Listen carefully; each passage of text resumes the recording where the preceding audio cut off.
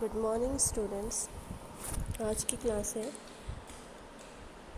कि जो प्रसार की शिक्षण पद्धतियाँ विधियाँ होती हैं उनको प्रभावित करने वाले तत्व कौन कौन से होते हैं। ठीक है, तो कल मैंने आपको बताया था कि चयन किस प्रकार किया जाता है। प्रसार शिक्षण विधि का अगर हमें चयन करना है तो हम कैसे करते हैं, कौन कौन सी कारक होते हैं जो प्रभावित करते हैं। और आज है कि शिक्षण विधियों को कौन से तत्व प्रभावित करते हैं। ठीक है, तो सबसे पहला है अपेक्षित लक्ष्य या उद्देश्य। ये क्या होता है, प्रसार कार्य क्या है, फलवादी होता है। इसका लक्ष्य या परिणाम को लाभकारी होना अति महत्वपूर्ण है। इसी कारण ज़्यादातर शिक्षण स्थितियों में परिणाम या लक्ष्य को दिखाकर लोगों को शिक्षण का प्रारंभ करवाया जाता है। मतलब जब उन्हें ये पता चलता है कि जो कार्य वो कर रहे हैं उसका उद्देश्य या लक्ष्य जरूर अवश्य ही लाभकारी होगा, तो प्रसार शिक्षण वो प्रारंभ कर देते हैं। फिर सेकंड है ग्रहणकर्ता का सीधा संबंध या भागीदारी। प्रसार शिक्षा एक व्यवहारिक शिक्षा होती है। इस प्रक्रिया में ग्रहणकर्ता यानी कि जो ग्रामीण व्यक्ति होते हैं उनका भाग लेना, और भाग लेने से सिर्फ नहीं काम चलता है, जब तक वो खुद अपना भाग लेने के बाद वो अपना प्रोत्साहित होकर खुद से करके अगर सीखते हैं तो वो ज़्यादा ज़रूरी होता है। जैसे कि जो उनकी समस्याएं हैं, जैसे कि खेती की समस्याएं, उन्नत खेती, दवाई का छिड़काव, पर्यावरण की सुरक्षा, कोई भी सफाई अभियान है, पौष्टिक आहार बनाना, इस तरह के अनेकों प्रसार शिक्षा कार्यक्रम हैं जिनमें ग्राम निवासियों या ग्रामीणों की भागीदारी अत्यंत आवश्यक होती है। सिर्फ प्रसारकर्ता के कार्य करने से कुछ नहीं होता। ठीक है, तो लाभकारी नहीं हो पाता है। तो ये प्रभावित करने वाला तत्व। अब नेक्स्ट है शिक्षण पद्धतियों की उपलब्धता यानी कि अवेलेबिलिटी ऑफ टीचिंग मेथड्स। कोई भी जगह हो, किसी भी क्षेत्र में शिक्षण विधि का प्रयोग करना प्रसारकर्ता यानी कि टीचर के लिए संभव नहीं होता है, उतना सुविधाजनक नहीं होता है स्टार्टिंग में, क्योंकि ज़्यादातर जो ग्रामीण होते हैं उनको पता ही नहीं होता है कि कौन सी शिक्षण विधि प्रयोग करनी है।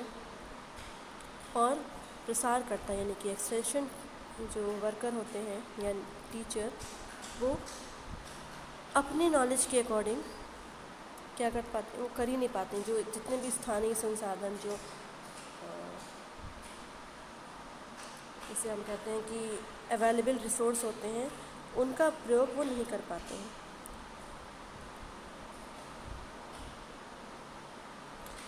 लेकिन जो कार्यकर्ता, जो प्रसार शिक्षक साधन संपन्न होते हैं यानी कि रिसोर्स उनके पास होते हैं, तो वही शिक्षण विधियों का प्रयोग कर पाते हैं और उन्हीं के क्षेत्र में लाभकारी प्रसार शिक्षण हो पाता है।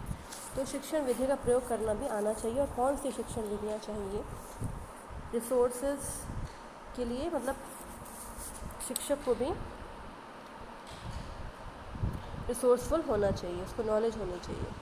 शिक्षण साधनों की उपलब्धता भी ज़रूरी होती है।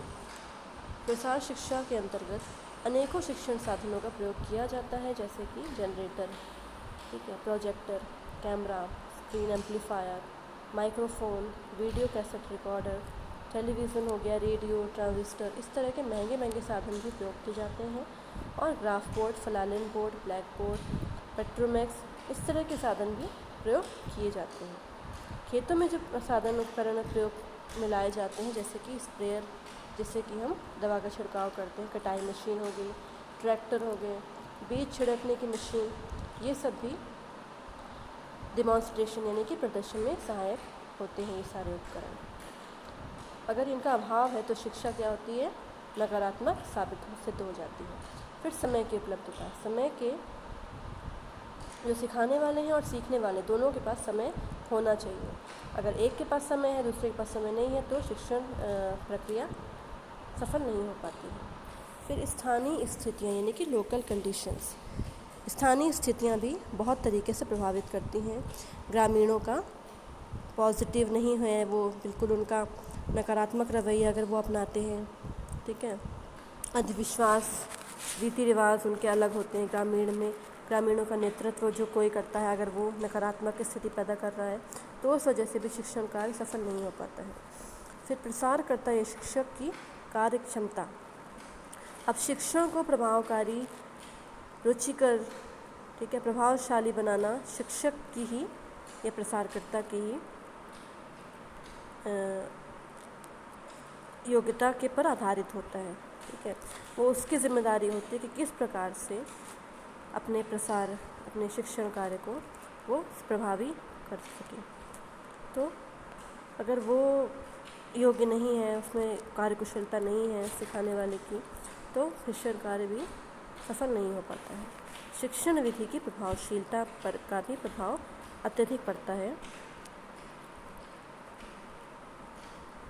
पहले क्या था, रेडियो कार्यक्रम और रिकॉर्डिंग से प्रसार शिक्षण प्रभावशाली हो जाता था, यानी लाभकारी होता था।